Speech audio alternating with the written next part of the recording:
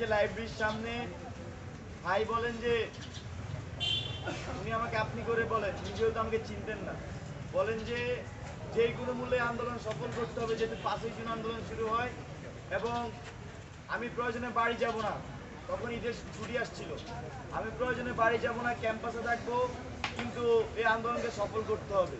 আমি বললাম যে কেন ভাই, আপনি কি চাকরির প্রিপারেশন নিচ্ছেন?